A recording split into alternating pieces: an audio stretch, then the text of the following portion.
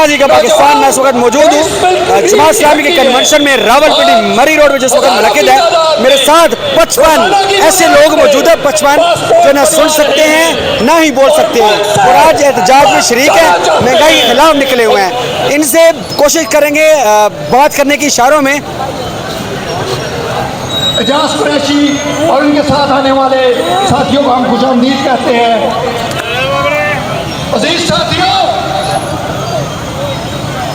हजारों की तादाद में पाकिस्तानी नौजवान लीबिया और यूनान के साहिलों पर जिंदगी और मौत की कशमकश में है और वो नौजवान जो घरों से सुहाने सपने लेकर प्यारे घर में गए थे, आज वो जहाजों में जहाजों के आखिरी सदा पर वो शहीद हो रहे हैं और रोटी की तलाश में पाकिस्तान से निकले।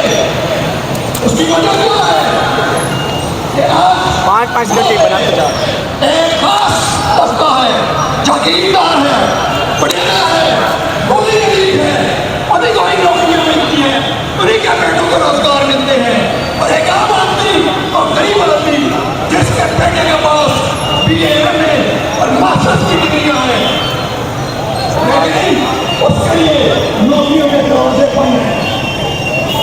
जी साथियों, निगरान करने का काम पुलिस पर और एक बार से सिलेक्शन करना है, लेकिन